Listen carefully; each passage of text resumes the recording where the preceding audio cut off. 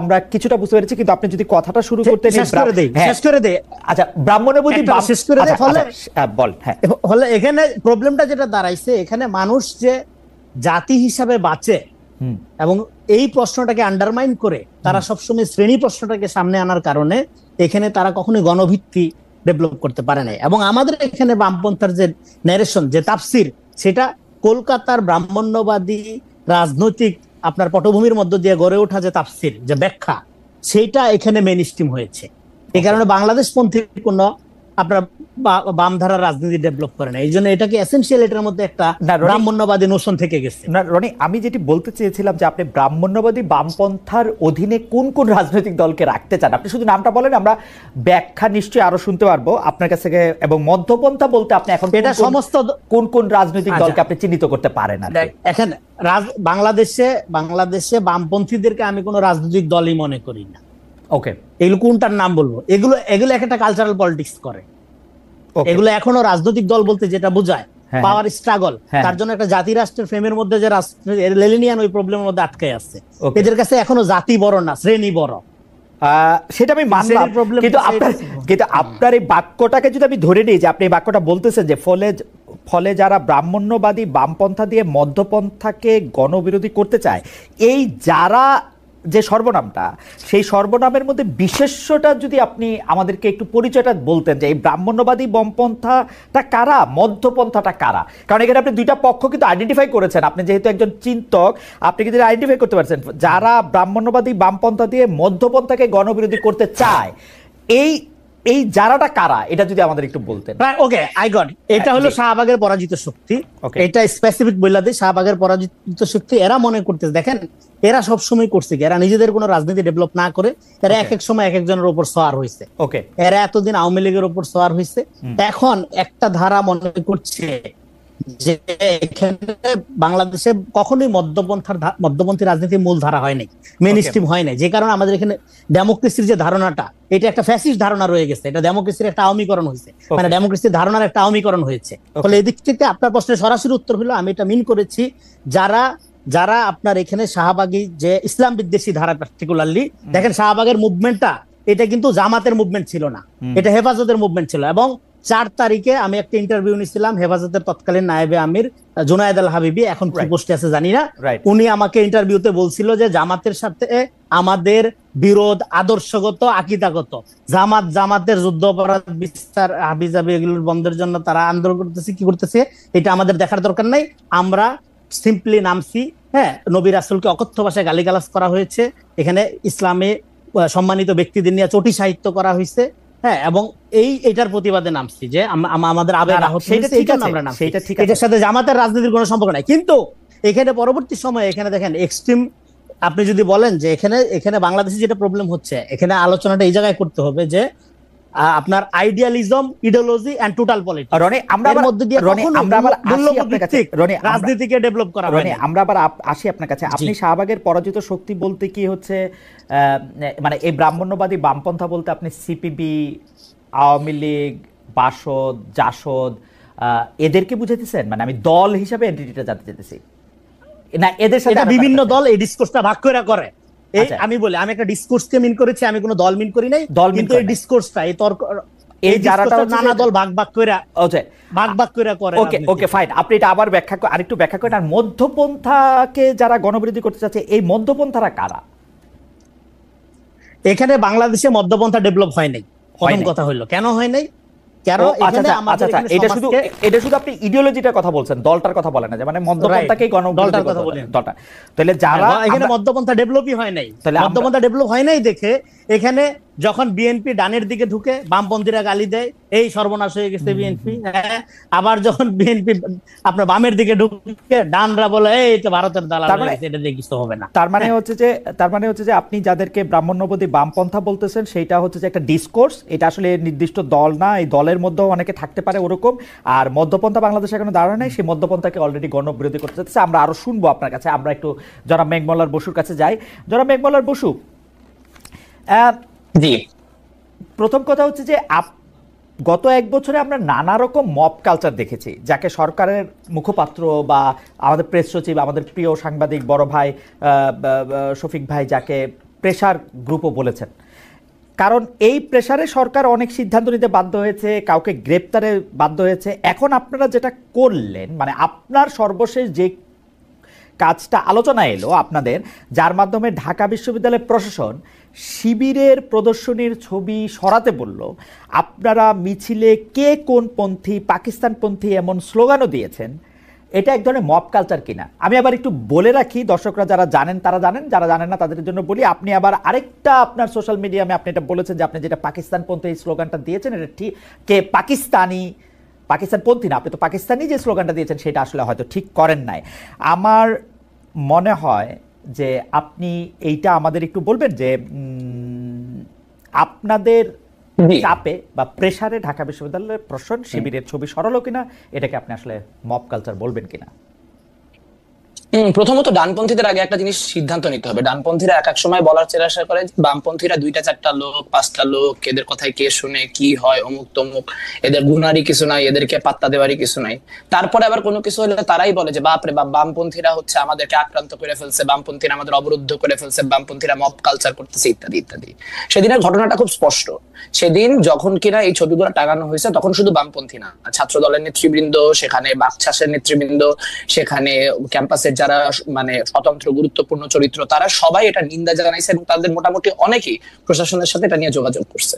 বিকাল নাগাদ যখন আমরা এখানে অবস্থান নেই, এটা আপনি মব বলতে পারতেন যদি আমরা 100 জন লোক নিয়ে যাই সেটা খোলার ব্যবস্থা করতাম, কিন্তু আমরা কি সেখানে লোকজন যে দাঁড়ায় থাকছি, আমরা সেখানে স্লোগান দিছি, কিন্তু আমরা কিন্তু ওইখানে যাই কোনো ভাঙাভাঙি বা কোনো রকম সম্মুখ জ্ঞানজামের দিকেই যাই নাই। আমরা সুন্দর মতো প্রক্টোরিয়াল টিমকে বলছি, প্রক্টোরিয়াল টিম আসছে, প্রক্টোরিয়াল টিম সাথে এসে তাদের বিবেচনা মতে তারা সেই ছবিগুলো খুলে নিয়ে চলে গেছে। এই ছবি এখন কোয়েশ্চেন হচ্ছে যে আমার আরেকটু বলি, আমি আপনার এই ছবিগুলি সরাইতেই হইলো কেন? মানে আমি যদি ওই জায়গাটা থেকেও একটু বলি, ছবিগুলি থাকলে কি হইতো?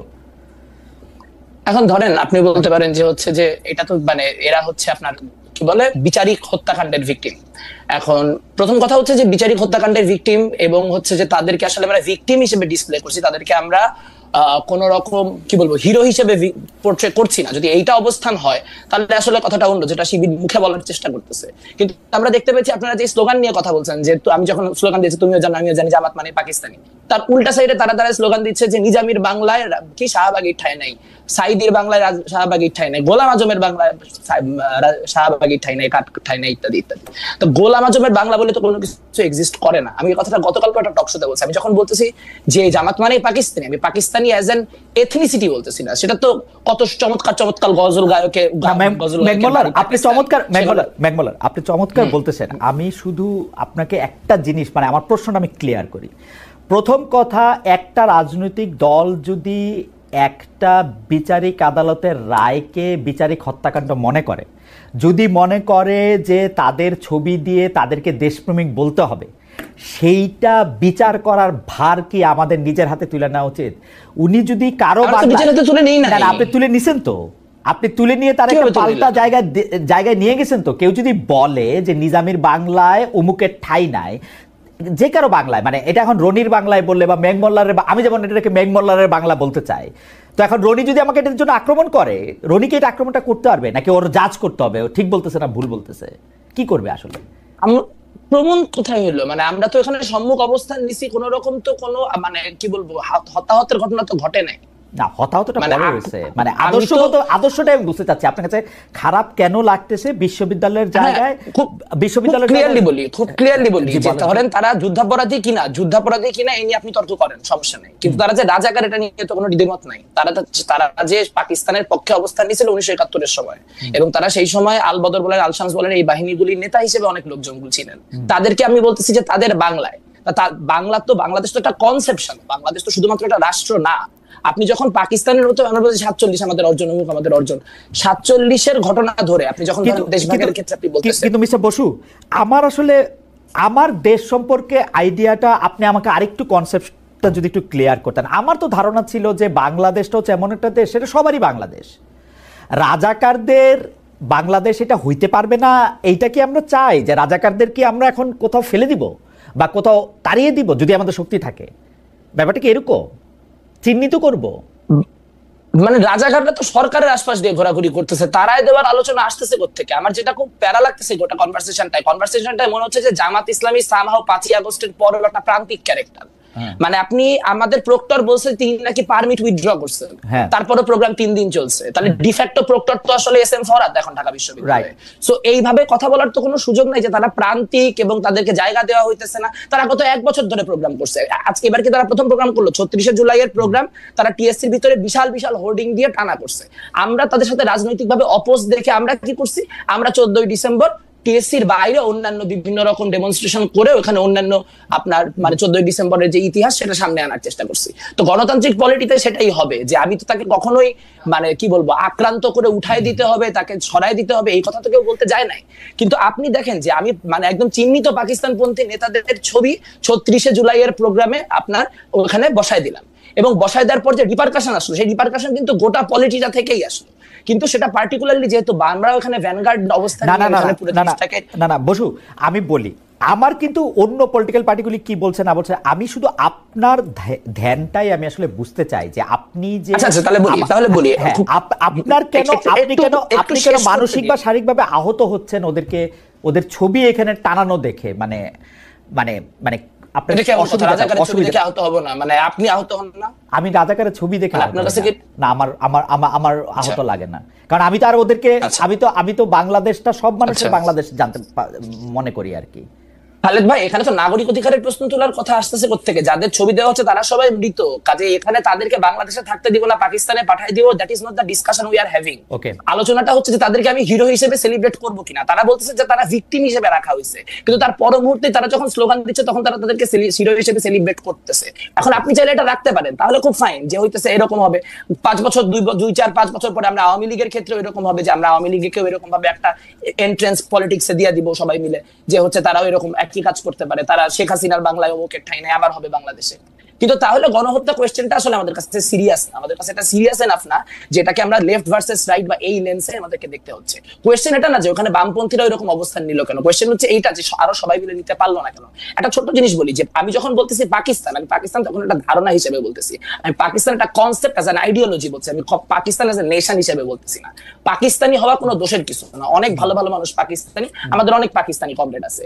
আমরা যখন বলতেছি মানে আপনার গোলাম আজম পাকিস্তানি, তার মানে গোলাম আজম তো 1972-এর পরে পাকিস্তানের সিটিজেনও ছিলেন, পুরো পাকিস্তান পুনরুদ্ধার কমিটির কাজকর্ম তারা করেছেন। সেই জায়গা থেকে আমার মনে হয় বেগমুল্লাহ, আমরা একটু সময় নেই, মানে আপনার হয়তো আমি আর আপনি কোন একটা জায়গায় কানেকশনে একটা অসুবিধা হইতেছে কিনা।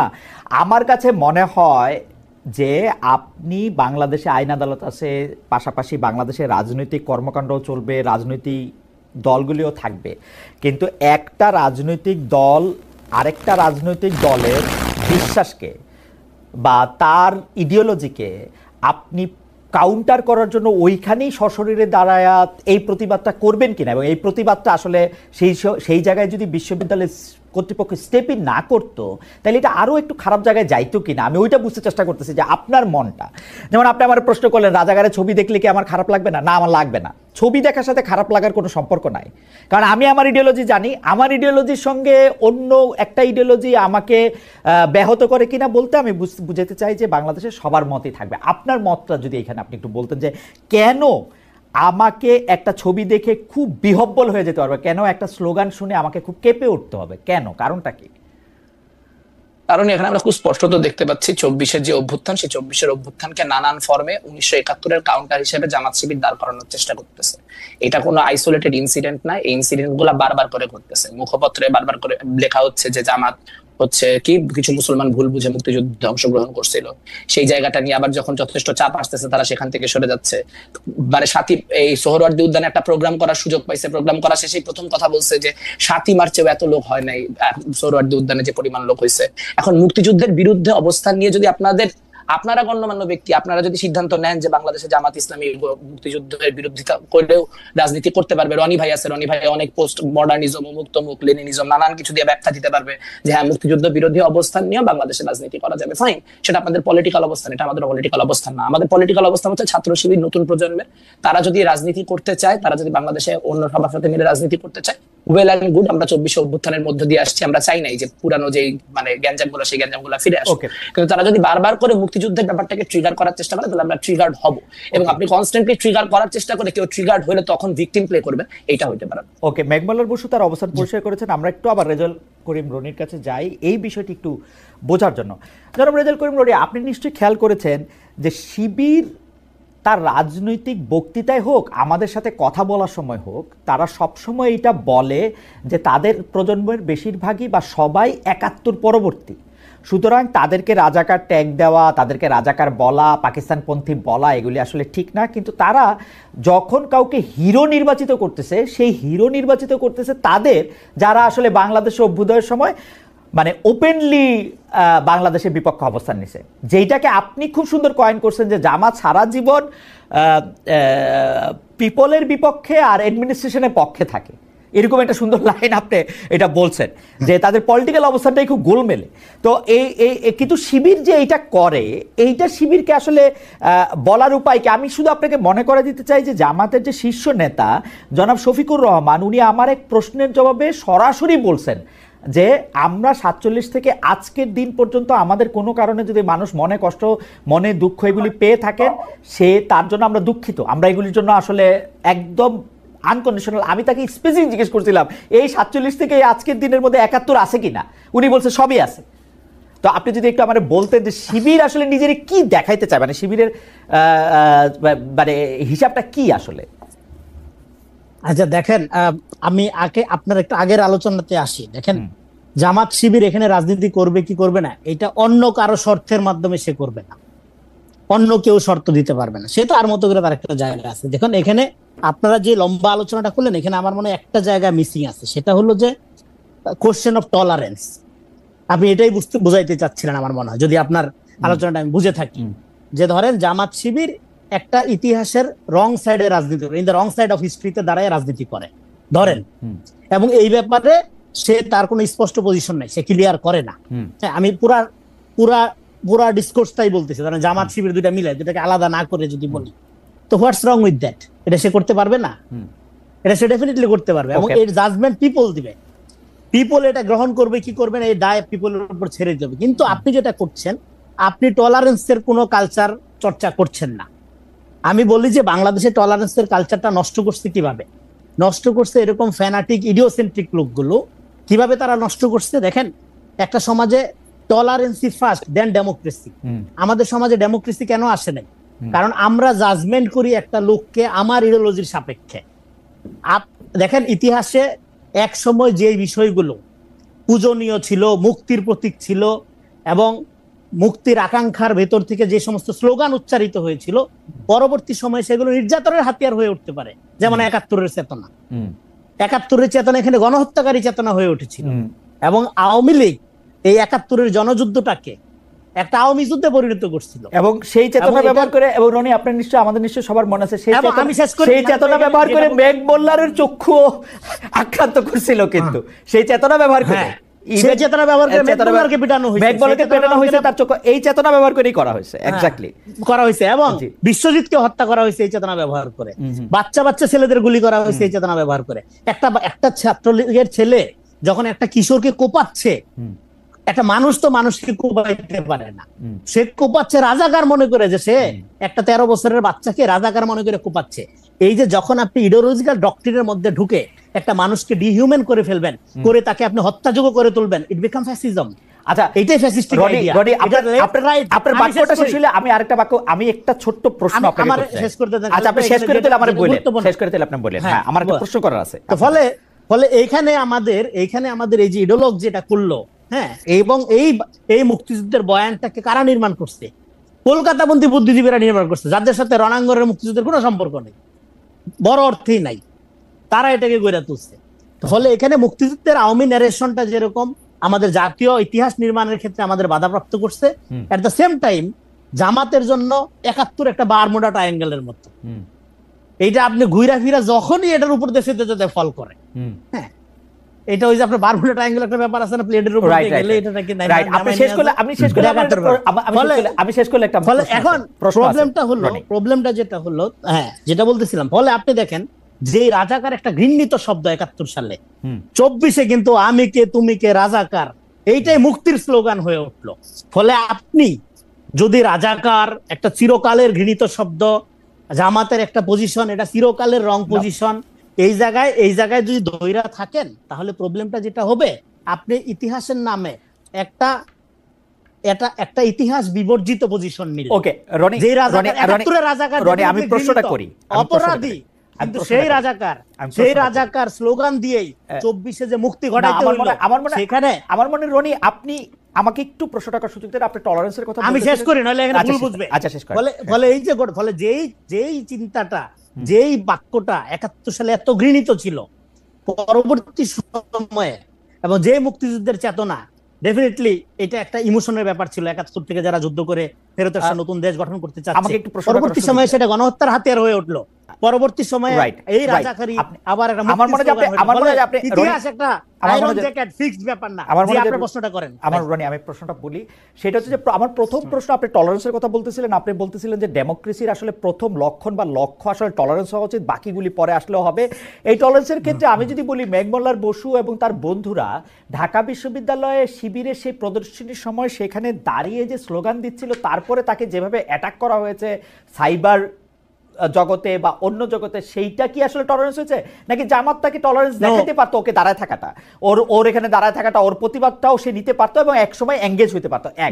আর দুই হচ্ছে আপনি টলারেন্স ব্যাপারটা তো, আচ্ছা আমার আরেকটা প্রশ্নটার আরেকটা জায়গায় আছে। আপনি যেখানে 24-এর স্লোগানটার কথা বলতেছিলেন, তুমি কে আমি কে রাজাকার ঘৃণিত শব্দ বইলাই, এইটা আমাদের সবার গায়ে লাগছে প্রধানমন্ত্রী শেখ হাসিনা যখন ওই বাচ্চাদেরকে রাজাকার বলছে, এবং ওইটা কিন্তু ঘৃণা হিসাবে সে বলছে, তুমি কে আমি কে রাজাকার কে বলেছে স্বৈরাচার, এবং কে বলেছে স্বৈরাচার পরে যুক্ত করলেও ওদের যে আমাকে রাজাকার বলা হয়েছে, এটা ছিল হচ্ছে ওদের প্রথম এবং ফরমোস্ট ট্রিগারিং ইভেন্ট, যেটা পরে দিয়ে গিয়া আবু সাইদে মানে মাল্টিপ্লাইড হয়েছে, অনেক গুণে বাড়ছে, মুগ্ধে গিয়া এটা একদম মানে সারা। কিন্তু রাজাকার শব্দটা ওই সময় ঘৃণিত ছিল, এখনো কিন্তু আসলে মনের মধ্যে হয়তো ঘৃণিতই।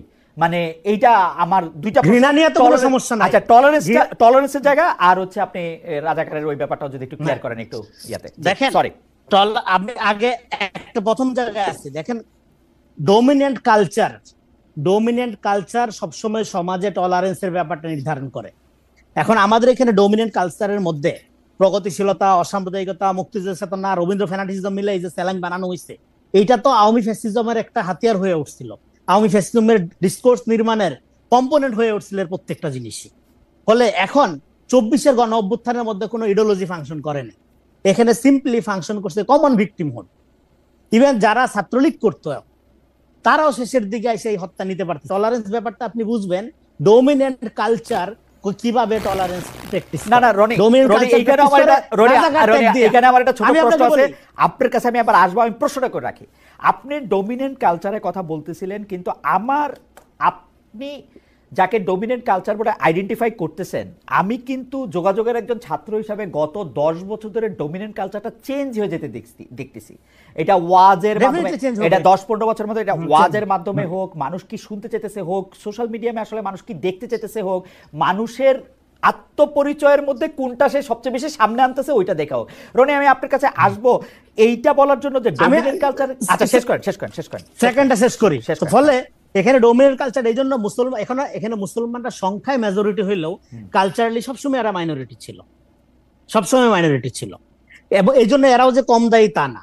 ফলে এখন মুসলমানদেরকে বা ইসলামী ধারাকে আপনি যদি রাইটিং হিসাবে আপনি আখ্যায়িত করেন, এটা খুবই ডেঞ্জারাস হবে, মানে এটা রং আইকনিং হবে। কারণ আপনার রাইট উইং এর আইডিয়া ফরাসি বিপ্লবের সময় একরকম ছিল, এটা এক এক সময় এক এক রকম থাকে। আপনি ট্রাম্পকেও ধরেন অনেকে রাইট উইং বলে, হ্যাঁ, কিন্তু ট্রাম্প তো একটা ডেমোক্রেটিক প্রসেসের মধ্যে দিয়ে ইলেক্টেড আপনার এবং সে চাইলে যা খুশি তা করতে পারে না, কারণ ডেমোক্রেসির একটা প্রাতিষ্ঠানিক ব্যাপার। আপনি শেষ করেন যদি এখন, হ্যাঁ শেষ করে। ফলে এখন দেখেন আপনি যেটা বললেন যে রাজাকার শব্দটা এটা যে ঘৃণিত, হ্যাঁ, সেই ঘৃণার শব্দটা, সেই ঘৃণিত শব্দটা উচ্চারণ করার মধ্যে দিয়ে মুক্তির দ্বার যে ওপেন করলো, তার মানে কি একটা শব্দের মিনিং চেঞ্জ হইতে পারে, ব্যবহার চেঞ্জ হইতে পারে, এটার ব্যবহার একই রকম থাকে না সবসময়। ফলে এখন আমাদের এখানে 71-এর ইতিহাসটা তো নির্মাণ করা হয়নি, 71-এর ইতিহাসটা এটাকে একটা আওয়ামী ইতিহাসের জায়গায় রেখে দেওয়া হয়েছে, যে কারণে 71 নিয়ে এখনো পর্যন্ত ঝগড়াঝাটি হয়। এটা একটা পিপল হিস্ট্রি, পিপল হিস্ট্রির মধ্যে যারা ইতিহাসের রং সাইডে রাজনীতি করছে তাদের অবস্থান ইতিহাসে নির্ধারিত। ওকে, তাদের অবস্থান ইতিহাসে নির্ধারিত, এটা বিতর্কের বাইরের জিনিস থাকা উচিত। ফলে এখন আপনি যখন বারবার এই জিনিসটাকে আনার মধ্য দিয়ে আপনি যেটা করেন, এখানে সমাজে আমরা যেটা বলি যে 24 তারিখের পরে কি হবে, রাষ্ট্র হবে ভ্যালু বেস, ইডিওলজি থাকবে সমাজে। আপনি ডান আপনি শেষ করে দেন রনি, এই পর্যায়ে আপনি শেষ করে দেন। সমাজে আপনি রাখেন, আপনি আপনার ইডিওলজি দিয়ে আপনি রাষ্ট্রকে নিয়ন্ত্রণ করার চেষ্টা করেন না। কিন্তু আমরা দেখেছি কি আওয়ামী আমলে আওয়ামী লীগকে ফ্যাসিস্ট করে তুলছে কারা? এই বামরা। বলে বামপন্থী বাংলাদেশের রাজনীতির জন্য আমি একটু আপনাকে আটকাই, আমি একটু জনাব মেঘমুল্লার বসু, মানে শেখ হাসিনাকে বামপন্থীরা ভুল বুঝাইছিল। না দাঁড়ান মেঘমুল্লার বসু, একটা সময় দেন, একটু আমাকে সময় দেন। আমরা দর্শকদের কাছে জানতে চেয়েছিলাম, জুলাই আন্দোলনকারী ছাত্র জনতাকে আইনি সুরক্ষা দেওয়ার কথা বলা হয়েছে জুলাই ঘোষণাপত্রে। প্রিয় দর্শক, এমন দায় মুক্তির ঘোষণাকে সমর্থন করেন কিনা? শতকরা 56% দর্শক সমর্থন করেছেন, সমর্থন করছেন না শতকরা 44% দর্শক। 23,000 জন এই জরিপে অংশ নিয়েছেন। আচ্ছা, জনাব রনি একটি কথা বলেছেন, জনাব বসু নিশ্চয়ই আপনি এই কথাটা জবাব দেবেন। আমি একটু খালি যুক্ত করি যে আপনি কি মনে করেন যে শেখ হাসিনার বিরুদ্ধে আন্দোলনে আপনারা প্রত্যক্ষভাবে অংশগ্রহণ করেছিলেন বাম শক্তিগুলি। আমি আপনার কথাই বলি, আপনার নেতৃত্বে আপনি যে রাজনৈতিক দলের ছাত্র শাখার নেতৃত্ব দেন তারাও অংশগ্রহণ করেছিল, কিন্তু এই আন্দোলনে আসলে আপনাদের আসলে কি ভূমিকা, মানে আমরা মনে রাখবো যে আপনারা কি অনুঘটকের ভূমিকা পালন করেছেন, সহযোগী ভূমিকা পালন করেছেন, সামনে থেকে কোনো আদর্শের জায়গা থেকে এক হয়েছেন, নাকি আপনারা একটা অক্সিলারি ফোর্স মানে সংখ্যা হিসাবে সেখানে উপস্থিত ছিলেন? জনাব মেঘবালা বসু একটু যদি বলতেন, রনিকেও একটু অ্যাড্রেস করেন যে এই ফেসিবাদ। হ্যাঁ, জি বুঝতে পেরেছি। আপনার যে শেষ প্রশ্নটা, এই প্রশ্নটার উত্তর আমি দিব না এই সেন্সে যে আসলে আমাদের রোল কি ছিল, we will late history decide it for itself. আমাদের বড় কোনো মিডিয়া হাউস নাই, আমরা বড় কোনো কিছুর মানে আমাদের যে অবদান, এটা কোনো কি বলবো মানে বট আইডি দেয়া বলেন বা হাজার হাজার বিশাল স্ট্রাকচারাল এলিমেন্ট দিয়ে এটা পোর্ট্রে করার কোনো উপায় নেই, আমি চেষ্টাও করব না। আমি বলবো যে আমরা কোথায় ছিলাম সেগুলো খুব প্রত্যক্ষ, কারণ আমরা কোনো এমবিসির সাথে মিটিং করি নাই, তো আমরা মোটামুটি মাঠে ছিলাম পুরোটা সময়। তো মাঠে মানুষজন দেখছে, এবং যারা ওই সময় অন্যান্য শক্তি যারা প্রত্যক্ষভাবে মাঠে ছিল তারা এটা ইভ্যালুয়েট করবে। মেঘবালা আপনি মন খারাপ করেন না, আমি শুধু প্রশ্নটা করি যে আপনারা কি আমি আমার মনে হয় আগস্টের আন্দোলনে আপনারা প্রত্যক্ষভাবে অংশ নিয়েছেন, সেটা আমি দেখেছি, আমি এটা সাক্ষ্য। কারণ হচ্ছে যে আমি সারাক্ষণই তখন কানেক্টেড থাকতাম, নানাভাবে টেলিভিশনে যা দেখানো হয়েছে তার চেয়েও বেশি আমি আসলে দেখতে পেরেছি নানা কারণে। এখন মেঘমালার আমাদের প্রশ্নটা যদি আমি অন্যভাবে করি, আপনাদের কোন ইডিওলজি আসলে জুলাই স্পিরিটের মধ্যে আছে সেইটা থেকেও যদি একটু বলেন। আগের রনিরটা যদি একটু বলে নেন যে আন্দোলনটা, মানে আমাদের আন্ডারস্ট্যান্ডিং হচ্ছে যে আমরা মুক্তিযুদ্ধ পন্থী। সো আমাদের কাছে মুক্তিযুদ্ধ মানে হচ্ছে একটা বৈষম্যহীনতার সমাজ, যেই সমাজে মানে অর্থনৈতিক বলেন, সামাজিক বলেন, এইসব জায়গায় সাম্য থাকবে। আমরা দেখতে পাইছি শেখ হাসিনা মুক্তিযুদ্ধকে কাজে লাগায়, মুক্তিযুদ্ধের নামকে ব্যবহার করে বাংলাদেশের মানুষের বিরুদ্ধে যুদ্ধ ঘোষণা করতেছে, এবং তারা মুক্তিযুদ্ধের যে সাম্যের আইডিয়া, সেই সাম্যের আইডিয়া থেকে অনেক দূরে যায়। মুক্তিযুদ্ধ ব্যাপারটাকে একটা first class citizenship, second class সিটিজেনশিপের মতো করে হচ্ছে কিছু সার্টিফিকেট ধারীর জন্য একটা আলাদা ব্যবস্থা করে দিচ্ছেন, এবং তার মধ্যে দিয়ে বাংলাদেশের যে একটা বৃহত্তর যুব সমাজ, সেই যুব সমাজ তার যে কর্মসংস্থানের জায়গা, সেই কর্মসংস্থানের জায়গা থেকে ব্যাহত হচ্ছে।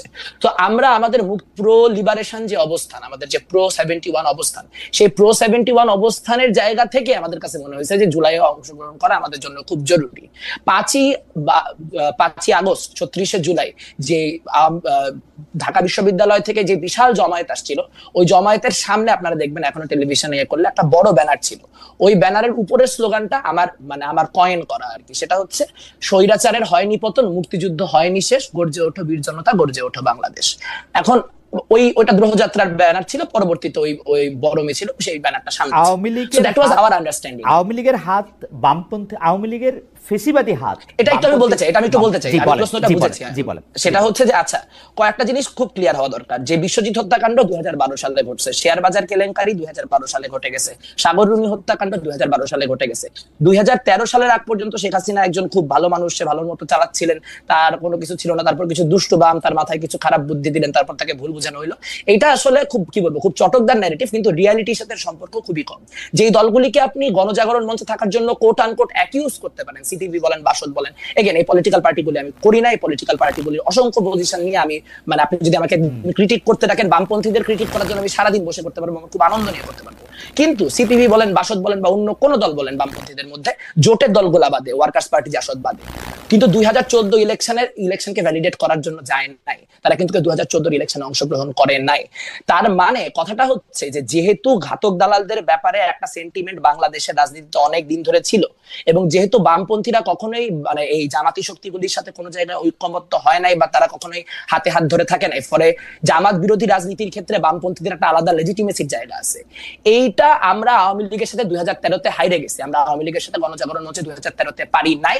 আমাদের আন্দোলন, যে আন্দোলন আমি নিজে তখন স্কুলে পড়ি, আমি গেছি এই আন্ডারস্ট্যান্ডিং থেকে যে আওয়ামী লীগ আর জামাতের মনে একটা আতাত হয়ে গেছে, এই আওয়ামী লীগ জামাতের আতাত ঠেকানোর জন্য আমাদের যাইতে হবে। এটা হচ্ছে আমার সেই সরল শিশু মনের বোঝাপড়া। এই বোঝাপড়া থেকে প্রচুর লাখ লাখ মানুষ গেছে, তাদেরকে বামপন্থীরা আলাদা কোনো ডিরেকশনে স্টিয়ার করতে পারে নাই, ফলে আন্দোলন ক্রমাগত 5-7 দিনের মাথায় পুরাপুরি আওয়ামীকরণ হয়ে গেছে। আপনাদের গণজাগরণ মঞ্চের ইতিহাস নিয়ে কথা বলতে গেলে এটাও মনে রাখতে হবে যে সাজ্জাদ চৌধুরী যখন 2য় দিন বা 3য় দিন এই গণজাগরণ মঞ্চে গেছেন, তখন তিনি হচ্ছে শেখ মুজিবের কথা বঙ্গবন্ধু এই আলাপ করাতে তাকে বোতল ছুড়ে মারা হয়েছে যে শেখ মুজিবের আলাপ শুনতে চায় না, পারলে পাবলিকের আলাপ কিছু করতে পারলে করো। তা সেটা আসলে আমাদের একটা ঐতিহাসিক কাফফারা, আমরা 2013 কাফফারা দিতেছি যে আমরা এরকম একটা বড় 40 বছর ধরে যেটা পরিস্থিতি তৈরি হলো, মানুষ তিলে তিলে ঘাতক দালালদের বিরুদ্ধে অবস্থান তৈরি করে, সেটার জন্য একাডেমিক অবস্থান তৈরি করে, রাজনৈতিক অবস্থান করে জাহানারা ইমামরা যে লড়াইটা করে গেলেন, সেই লড়াইটা থেকে আমরা কোনো আপনার বক্তব্য মানে পরিষ্কার। আমি একটা ছোট প্রশ্ন করতে চাই, আপনি যদি এটার জবাব দিতেন।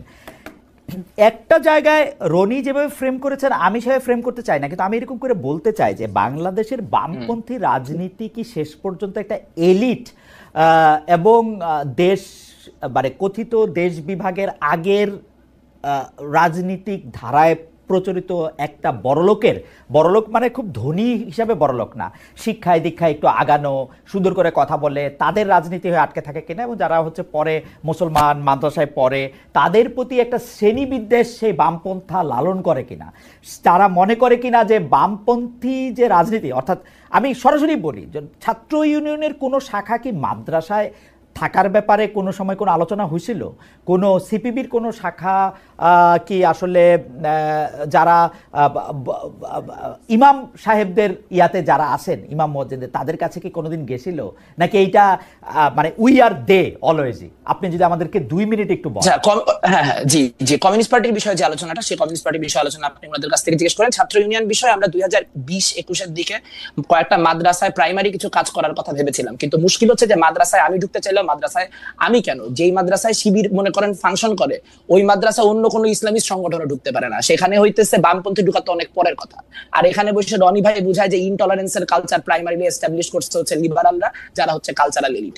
একটা কথার উত্তর দেওয়া খুব জরুরি, এখন অবশ্যই আমাদের মাদ্রাসায় ঢুকতে হবে। মাদ্রাসায় এবং ক্যাডেটে ঢুকতে না পারলে সামনের দিনে বামপন্থী ছাত্র রাজনীতি নাই, কারণ যারা মাদ্রাসার শিক্ষার্থী তারা সব থেকে বেশি বঞ্চিত, তারা সব থেকে বেশি নিগৃহীত। কিন্তু আমি আপনাকে 2টা পয়েন্ট বলতে চাই। একটা পয়েন্ট হচ্ছে যারা সারাদিন মাদ্রাসার শিক্ষার্থীদেরকে রাজনৈতিক গুটি হিসেবে ব্যবহার করেন, গত মানে 5ই আগস্টের পর থেকে 4টা আলাদা আলাদা মাদ্রাসার শিক্ষার্থী তাদের যে মাদ্রাসা সেই মাদ্রাসায় মারা গেছেন, অর্থাৎ এবং তার প্রত্যেকটা ক্ষেত্রেই তাদের গায়ে আঘাতের চিহ্ন পাওয়া গেছে, অর্থাৎ 4 জন মারাই গেছেন। তাহলে বাকিদের অবস্থা চিন্তা করেন।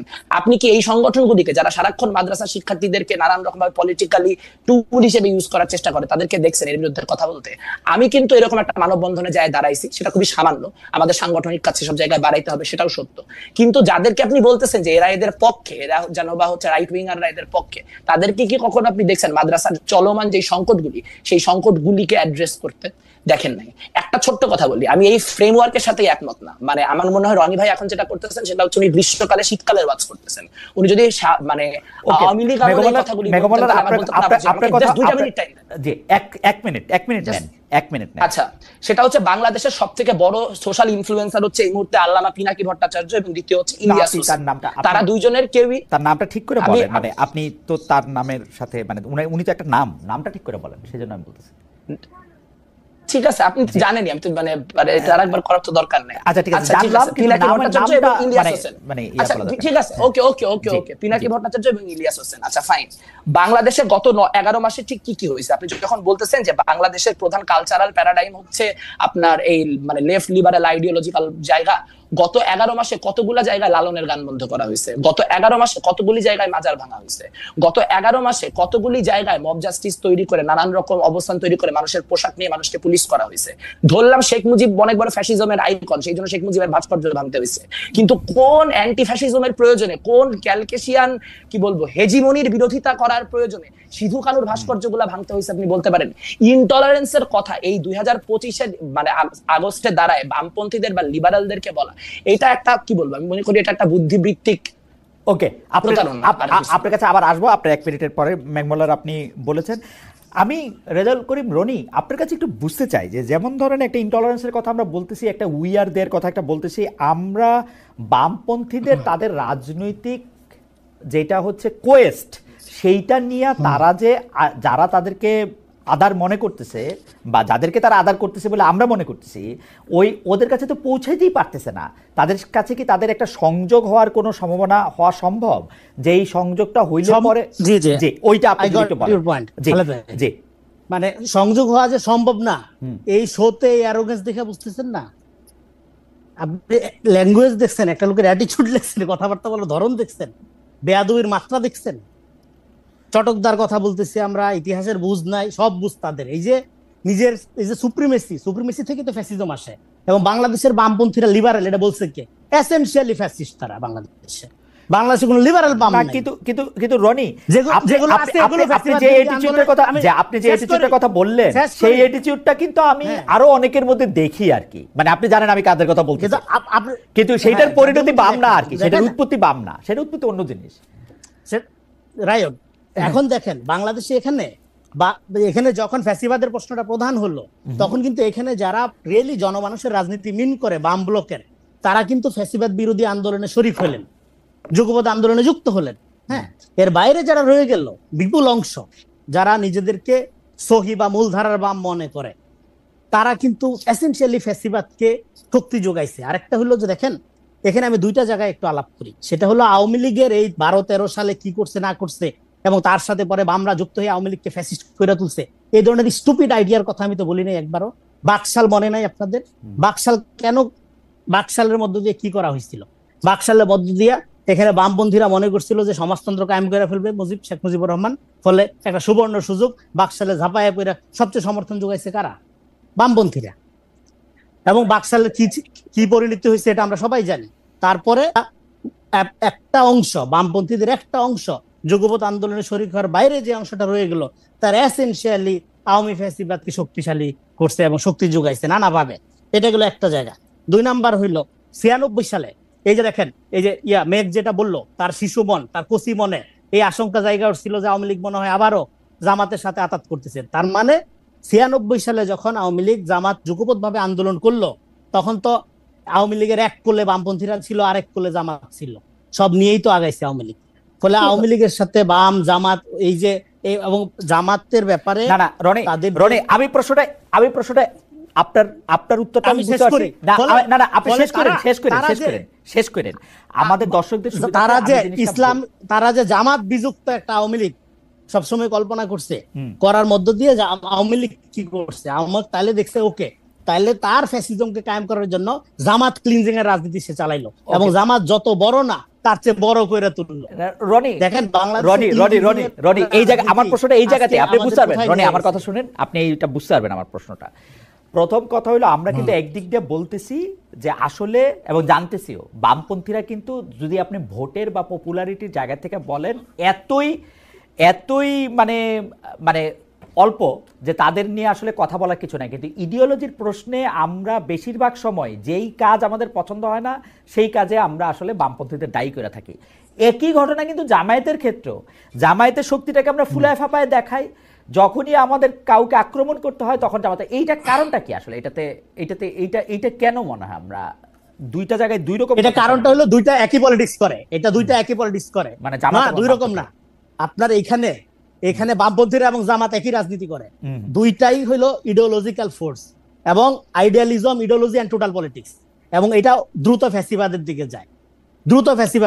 এই জন্য গণতন্ত্রকে যদি আপনি, যখন বামপন্থীরা, আমি যে একটু আগে বললাম বামপন্থীরা কোনো লিবারেল না, হ্যাঁ কেন না? বামপন্থীরা গণতন্ত্রকে একটা ইডিওলজি মনে করে, কারণ ও তো যায় রাষ্ট্র ভাঙা ফেলবে, ও তো রাষ্ট্র কনসেপ্টে বিশ্বাস করে না। ফলে ও যেরকম একটা প্রতারণা করে এদিক থেকে। 2 নাম্বার হলো জামাত কি বলছে যে এটা কোনো রাজনৈতিক দল না, এটা একটা ইসলামী আন্দোলন।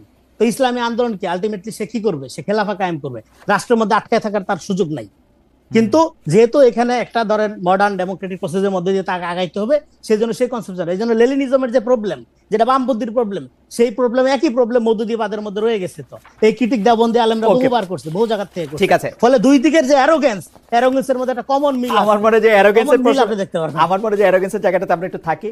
জনাব মেঘমালার বসু, আপনার আমি আপনাকে বলি, আপনি নিজেই সোশ্যাল ইনফ্লুয়েন্সারদের কথা বলছেন, কিন্তু আপনি একটা খেয়াল করেন যে কেন বামপন্থীদের মধ্যে একজন বড় সোশ্যাল ইনফ্লুয়েন্সার হয় নাই? কেন বামপন্থীদের কথা আপনারা দেখেন, আপনারা সব ভালো কথা বলতেছেন, সব মানুষের কল্যাণে কথা বলতেছেন, তবুও মানুষের কল্যাণের আপনাদের কথা কেউ শুনছে না কেন? সেইটার কারণ কি? আপনারা রাজনীতিবিদদের কাছে যখন আমরা এই প্রশ্ন করি, তখন তারা বলে যে আমরা টাকা পয়সা এবং অন্যান্য অনেক কিছুর কাছে হেরে যাই। আমরা যখন সোশ্যাল ইনফ্লুয়েন্সের কথা বলি, তখন তার টাকা পয়সা, ভোট, এগুলির ব্যাপার থাকে না, ক্ষমতার ব্যাপার থাকে না। আমরা কি আসলে বামপন্থীদের মধ্যে এমন একজন ইনফ্লুয়েন্সার দেখি যার ভিউ লক্ষ কোটি, যার সোশ্যাল ইনফ্লুয়েন্স এরকম সাংঘাতিক, যাকে আপনি কতক্ষণ আগে কিছু ইনফ্লুয়েন্সারের কথা বলে আপনি বলতে চেয়েছিলেন যে তার হলো দেশ চালানোর মতো? আপনাদের এটা হয় না কেন? এখন প্রশ্ন হচ্ছে, রনি আপনাদের বলছে যে এটা হয় না কারণ হচ্ছে আপনার অ্যারোগেন্স, আপনি এটার সাথে বা আপনারা লিবারেল না, ওই জায়গা থেকে যদি আপনি কথাটা বলেন। আমি রনি ভাইকে চিনি হচ্ছে উনি আর একটা বক্তব্য শুনছিলাম, খুব ভালো লাগছিল আমার, ফরাদ মাজার, তারপর হচ্ছে আমাদের সলিমুল্লাহ খান, ওনাদের নিয়ে। তো আমার থেকে রনি ভাই যত বড় বুদ্ধিজীবী, সম্ভবত রনি ভাইয়ের থেকে মানে ওই লোকগুলো আবার তত বড় সাইজের বুদ্ধিজীবী। আমার কাছে মনে হয় একটু বড় বুদ্ধিজীবীদের সাথে একটু আমি কোনো বুদ্ধিজীবী না, আমি কোনো বুদ্ধিজীবীও না। হ্যাঁ, ফলে বড় বুদ্ধিজীবী সবাই যে আসলে দুই পায়ে হাত, আমি বলি মেঘমল্লার বসু যে আপনি একজন চিন্তক, মানে আমি পার্সোনাল মূল্যায়ন শোনার দরকার নাই। আচ্ছা ঠিক আছে, পার্সোনাল মূল্যায়ন করি নাই, আপনি তো মাঝখান দিয়ে কথা বলা শুরু করলেন, আমি তো আপনার কথা মাঝখান দিয়ে কথা বলি নাই। মানে কথাটা খুব সিম্পল, কথাটা হচ্ছে যে আপনি যখন ফরাদ মাজারের ক্রিটিক করেন, যখন আপনি হচ্ছে সলিমুল্লাহ খানের ক্রিটিক করেন, তাহলে আমি আপনার ক্ষেত্রে যে ল্যাঙ্গুয়েজ ব্যবহার করছি, সেই ল্যাঙ্গুয়েজের থেকে আরো অনেক বেশি অ্যারোগেন্ট ল্যাঙ্গুয়েজ ইউজ করেন। সো এখানে ডাবল স্ট্যান্ডার্ড গুলো করার দরকার নাই ভাই। আমি আপনাকে সম্মান করি, আপনাকে সম্মান করে কথাবার্তাগুলো বলতেছি। অনেক ক্ষেত্রে যেহেতু মতের প্রচন্ড ডিফারেন্সেস, আপনার কাছে যদি ডিসরেসপেক্টফুল লাগে, আমি হাম্বলি সরি বলে নিতেছি। আচ্ছা, আলোচনাটা হইতেছে খুব সিম্পল করে বলতে চাইলে যে এখানে আপনার একটা অ্যাসিমেট্রি আছে। ধরেন বামপন্থী প্রচুর লোকজন পরবর্তীতে নানান রকম অন্য পলিটিক্সে যায় শাইন করছে, তারা বড় বড় ইনফ্লুয়েন্সার হচ্ছে, নানান কিছু হয়েছে। সেইটা মূল পয়েন্টটা না। এখানে মূল পয়েন্টটা হচ্ছে যে ধরেন আপনি এখানে বলতেছেন যে বামপন্থীদের কোনো রাজনীতি দাঁড়ায় না, কেন রাজনীতি, বামপন্থীদের অবস্থা এত খারাপ কেন? আপনি দেখবেন যে এখানে একটা বড় অংশ বামপন্থীরা 90 পর্যন্ত সোভিয়েত ইউনিয়নের যে পলিটিক্স, সেই পলিটিক্সের সাথে অ্যালাইন করছে, এবং সেই পলিটিক্সের সাথে অ্যালাইনমেন্টের একটা বড় ক্ষতি হয়েছে যে 90 এর পরে সোভিয়েত ইউনিয়ন